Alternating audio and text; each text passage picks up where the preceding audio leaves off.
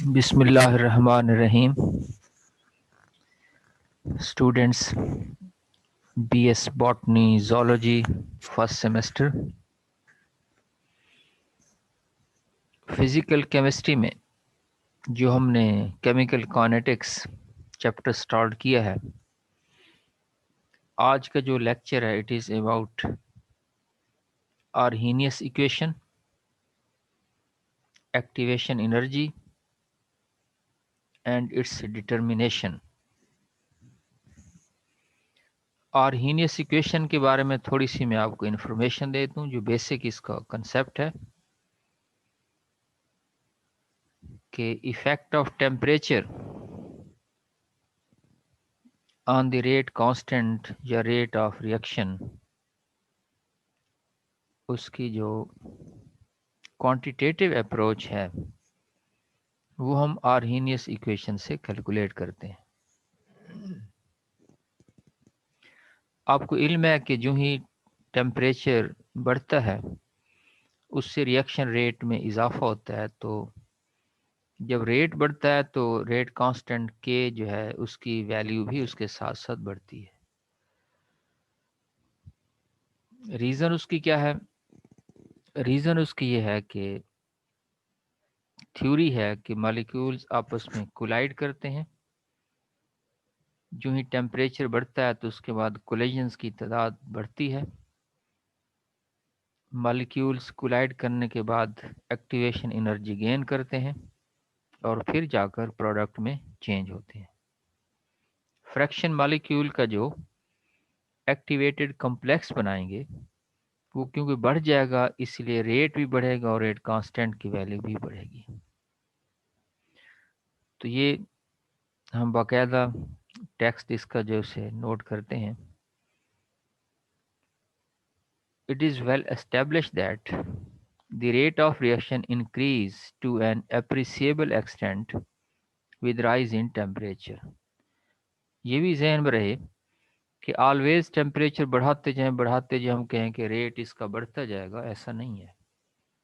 हाँ, एक एक्सटेंट तक टेम्परेचर बढ़ाने से रेट या रेट कांस्टेंट बढ़ेंगे, उसके बाद उसकी वैल्यूज वंस अगेन डिक्रीज होना भी शुरू हो जाती हैं। Experimentally, it has been found that for every 10 degrees centigrade rise in temperature, velocity of the reaction या rate of reaction is nearly doubled or tripled. This fact is very important for homogeneous reactions. With an increase in the rate of reaction, the rate constant also increases. ये जो graph आपके सामने है, इसमें आप देख रहे हैं कि इस साइड पर रेट को हमने कहा है और इस साइड पर टेम्परेचर है कि टेम्परेचर के बढ़ाने से रेट की वैल्यू भी बढ़ती जा रही है। कितना बढ़ता है, ये एक इक्वेशन रेशियो इसकी दी हुई है, के T plus 10/kT which is nearly equal to 2 or 3 in terms of temperature coefficient. In the decomposition of hydrogen iodide, the value of temperature coefficient is 1.7। यानी नियरली हम ये कह रहे हैं कि rate of reaction her 10 degree temperature बढ़ाने से या तो डबल हो जाता है या फिर 3 टाइम्स या इसके इन बिटवीन ये रहता है। ये रेट कांस्टेंट की वेरिएशन है विद टेम्परेचर के 300 पर, 400 पर, फिर 500। जो ही आप टेम्परेचर बढ़ाते जा रहे हैं तो रेट कांस्टेंट 2.91, 8.38, 7.65। तो आप देख रहे हैं कि रेट कांस्टेंट की वैल्यू उसके साथ साथ बढ़ती जा रही है। The first empirical equation to show the variation of rate constant of a reaction with temperature was suggested by Hood. His equation is log of K is equal to A dash minus B divided by T. A dash and B are positive empirical constant. T is absolute temperature. The verification of this equation lies in the fact that a plot of log of k versus 1 over t, ये state line equation बन गई ना। log of k और इधर 1 over t के दरमियान आप graph plot करें, is nearly a straight line with negative slope for most of the reaction. This equation was theoretically justified by Van't Hoff in 1884. His arguments were based on the variation of equilibrium constant with temperature, while Arrhenius extended his ideas and suggested a similar equation to show the variation of rate constant with temperature in the year 1889. 84 में want Hoff इसी equation से inspire होकर क्या कर रहे हैं, equilibrium constant reversible reaction में, और इसी से फिर आर्हीनियस ने इरिवर्सिबल रिएक्शन के लिए जो रेट कांस्टेंट टेम्परेचर डिपेंडेंस है उसे 5 साल के बाद मेंशन किया। इसके मुताबिक D log K over D T is equal to E A over R T square. K rate constant, T absolute temperature, E A से मुराद एनर्जी ऑफ एक्टिवेशन है, और गैस कांस्टेंट है ये। अच्छा, अब फर्दर उसी में देखें कि d log of k is equal to e over r d t over t square. इसको इंटीग्रेट कर रहे हैं हम, इंटेग्रल इसका ले रहे हैं। It will become log of k is equal to minus e a over r t plus log of a, जो कि एज ए कांस्टेंट होगा। This equation can be put in the exponential form as log k minus log of a is equal to minus e a over r t, log k over a is equal to minus e a over r t, and k will be equal to a exponent minus e a over r t। ये equation बन गई। अब यही equation क्या है, ये Arrhenius equation कहलाएगी। The constant EA, energy of activation, and A are related to B and A dash in equation 24. 9 point. The factor A is known as frequency factor, having the same units as rate constant. It is related to steric factor and collision frequency, which will be discussed later. Equation 26 and 27 are the alternate forms of the Arrhenius equation. Arrhenius equation shows that the value of K for a reaction is directly related to A. The value of A increases if collision frequency increases as steric factor increases. इस equation को हम इस तरह भी लिख सकते हैं कि 2.303 log of K is equal to minus E over RT plus 2.303 log of A. So log of K will be equal to, यानी सारी इक्वेशंस को 2.303 सब डिवाइड कर देंगे, इक्वेशन क्या बनेगी, log of k is equal to EA minus over 2.303 RT plus log of A. This equation is identical with the empirical equation 9.24. To test the validity of Arrhenius equation, a plot of log of k against 1 over t should be straight line having slope minus EA over 2.303 R and intercept log of A as shown in the figure. Knowing the slope, the value of constant energy of activation, which is characteristic of the reaction, can be calculated. Alternatively, energy of activation can also be determined if the specific rate constant are known at two different temperatures. For this purpose, Arrhenius equation can be integrated between the limits K1 K2 T1 T2। यानी ये Arrhenius equation तो आपके सामने आ गई।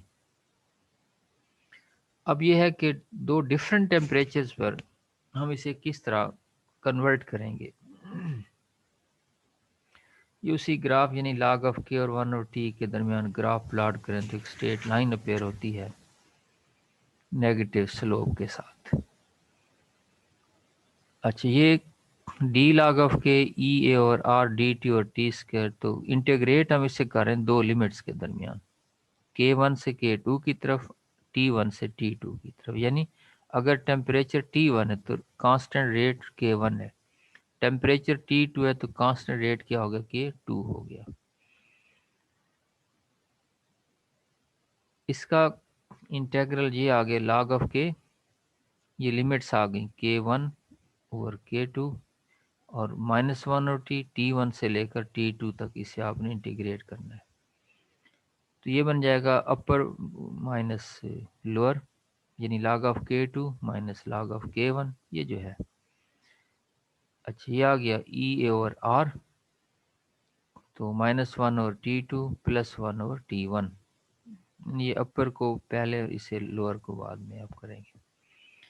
log of के two और k one is equal to e over r 1 over t one minus 1 over t two. इसे देखें ना, आपने अरेंज कर दी इक्वेशन, माइनस को यहाँ लिख दिया। log ऑफ के टू और k one is equal to e over r, ये टी वन टी टू आपने एलसीएम ले लिया, तो ये बन गया बाकी t two minus t one, ये इक्वेशन आ गई। इसे आप इस log से एल ओ जी में अगर कन्वर्ट करें तो यहाँ क्या लिख देंगे, 2.303। इधर भी क्या आ जाएगा कि, अच्छा यहाँ आ जाएगा ना, ये 2.303 log में आ जाएगा।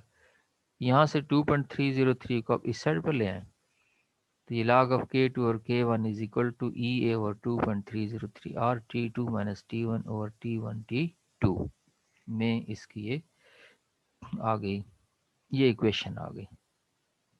दो डिफरेंट टेम्परेचर्स पर हम, इसमें अगर टेम्परेचर मालूम है, कांस्टेंट रेट की वैल्यूज मालूम है, एनर्जी ऑफ एक्टिवेशन मालूम कर सकते हैं।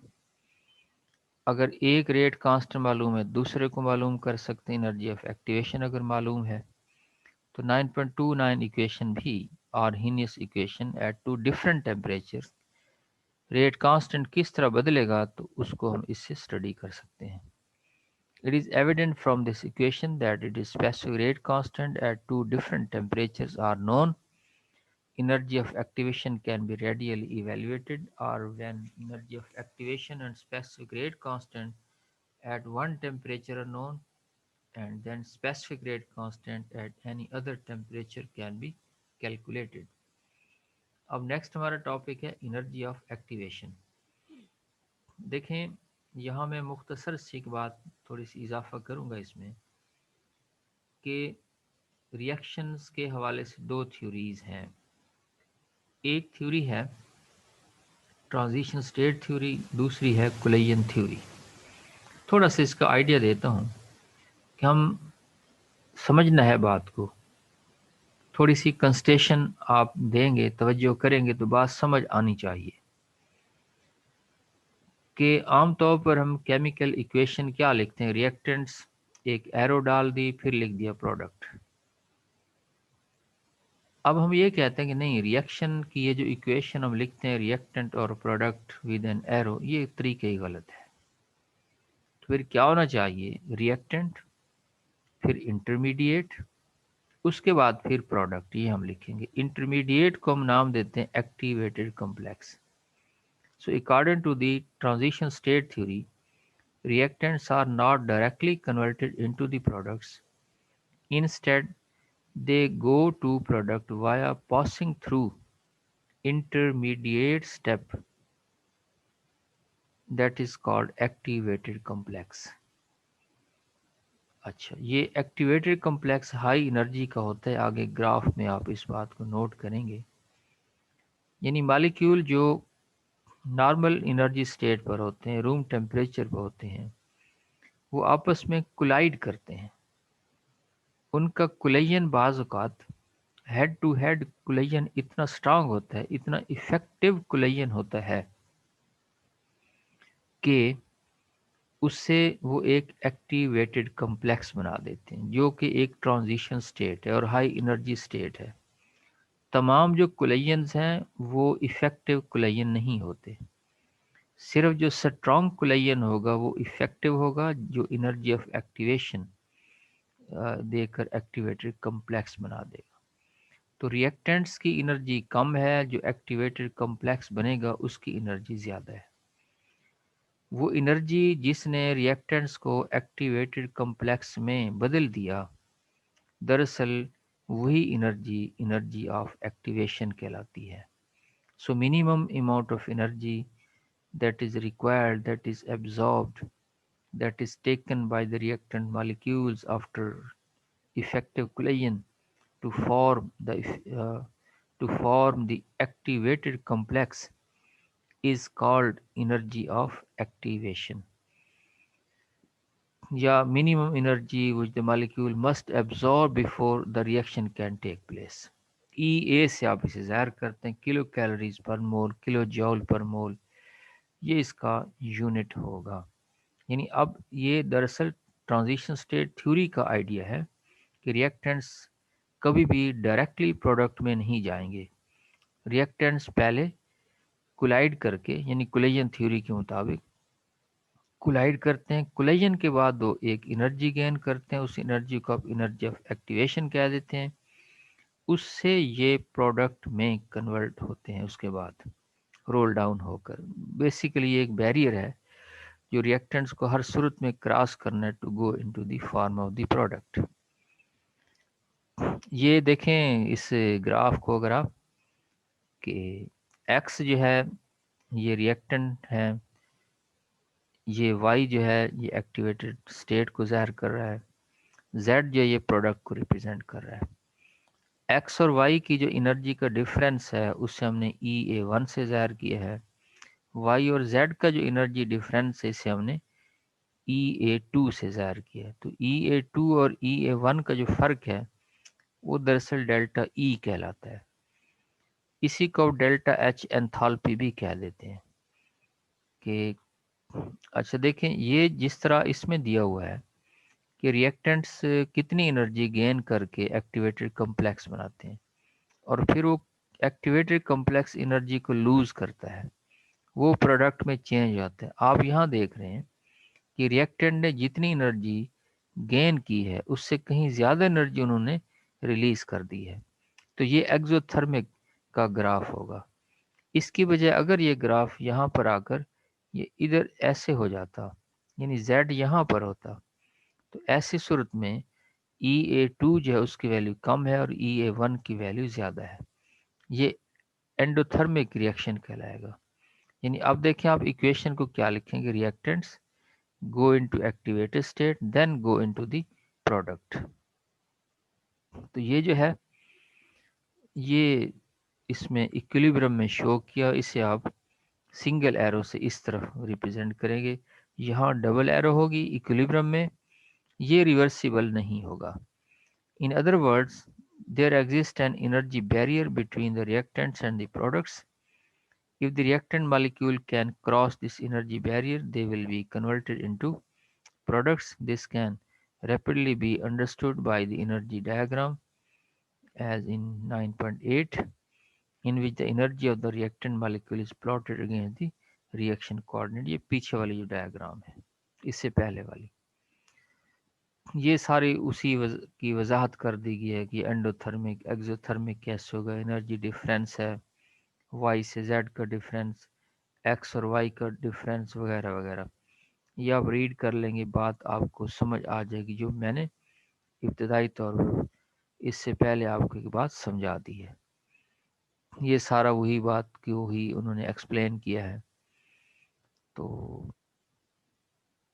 ये भी यानी प्रोसेस जो है वो एंडोथर्मिक होगा या एक्सोथर्मिक होगा, उस चीज़ को ही इसमें भी रिप्रेजेंट किया हुआ है। तो आप इसे भी रीड कर लें खुद ही। ये हाइड्रोजन और आयोडीन के दरमियान रिएक्शन की वजाहत की हुई है।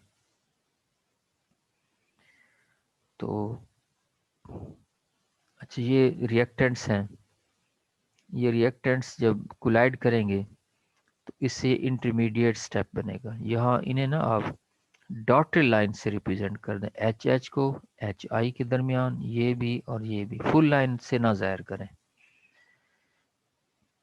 एक चीज़ को ज़्यादा वाज़ेह बनाने के लिए। कुछ गलतियां रह जाती हैं प्रिंटिंग के दौरान, बिकॉज जो प्रिंट करने वाले लोग होते हैं वो कोई टेक्निकल लोग नहीं होते, इस वजह से गलती रह जाती है। अच्छा, अब देखें, ये रिएक्टेंट्स, ये एक्टिवेटेड कॉम्प्लेक्स, ये उससे प्रोडक्ट बन गया। नेक्स्ट है, ये वही आर्हेनियस इक्वेशन डिटर्मिनेशन है, यानी एक्टिवेशन एनर्जी हम इस आर्हेनियस इक्वेशन से मालूम कर सकते हैं, और फ्रीक्वेंसी फैक्टर जो है उससे आप कैसे कैलकुलेट कर, ये है तो ये रिपीट किया हुआ है, k is equal to A exponent minus E A और आर टी आर्हेनियस इक्वेशन है। k divided by a is equal to exponent minus E A और आर टी से आप लिख देंगे। अच्छा, मज़ीद इसमें देखें, इसी का हमने क्या किया, लॉग ले लिया, लॉग में से आप कन्वर्ट कर रहे हैं। लॉग ऑफ के और ए is equal to minus E A और आर टी, यानी ये इक्वेशन जो थी, वो जो पावर थी, ये ई तो बेस है ना, पावर माइनस ई और आर टी इसके बराबर हो जाएगा। log of k minus log of a is equal to minus E A और आर टी, और log of k is equal to minus E और R T plus log of a, ये उसी तरह अब एक दूसरे log में कन्वर्ट कर लें, ये इक्वेशन नीचे वाली आ गई। अच्छा, अब इसमें देखें कि ये भी एक स्ट्रेट लाइन इक्वेशन, ये भी, यानी y is equal to M X plus C, ये कांस्टेंट होगा। इसमें 1/t और log ऑफ k के दरमियान जब आप ग्राफ प्लॉट करेंगे तो एक स्ट्रेट लाइन हो, जैसे इस तरह से स्ट्रेट लाइन आ रही थी या पेयर होगी, उसके जब आप स्लोप लेंगे तो वो ये माइनस ई ए ओवर 2.303 के आर के बराबर होगा। तो स्लोप की वैल्यू हमें पता होगी, आर की वैल्यू हमें पता है, एनर्जी ऑफ एक्टिवेशन को हम इस तरह से क्वांटिटेटिवली मेजर कर सकते हैं। ये देखें, ये log ऑफ के और 1/t के दरमियान ग्राफ है, एक स्ट्रेट लाइन आ गई। इस स्ट्रेट लाइन का जब हम स्लोप लेंगे तो इसका स्लोप जो है वो दरअसल किसके बराबर होगा, ये slope is equal to minus E A over 2.303 r. तो स्लोप की जो वैल्यू आएगी इस ग्राफ से, उसे 2.303 से मल्टीप्लाई कर दें। ये स्लोप की वैल्यू में से इन्होंने ये दी है 50-70, अगर ये इसके बराबर फर्ज करें तो आर की वैल्यू पुटअप करके एनर्जी ऑफ एक्टिवेशन की वैल्यू हमने यहाँ लिख दी।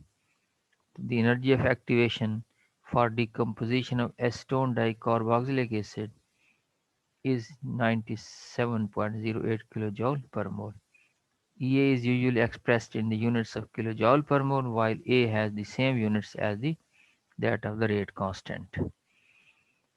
So, energy of activation for decomposition of acetone dicarboxylic acid की वैल्यू आ गई, EA is usually expressed, units वही लाइन आ गई।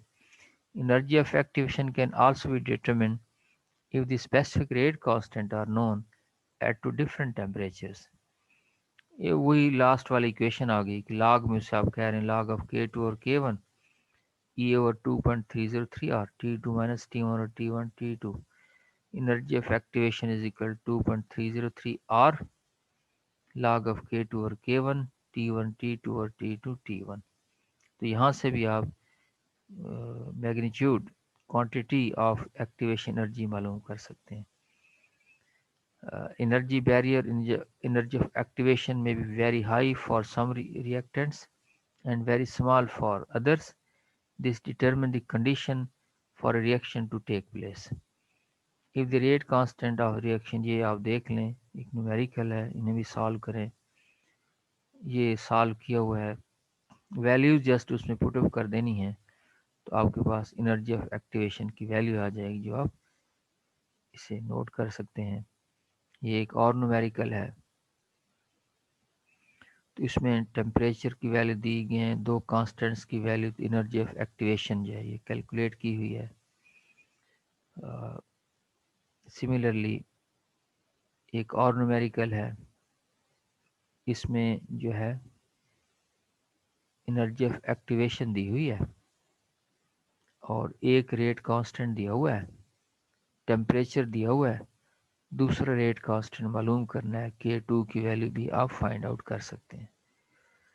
तो बस ये आज का लेक्चर इख्तिताम पजीर हुआ। Thank you very much. अल्लाह हाफिज़।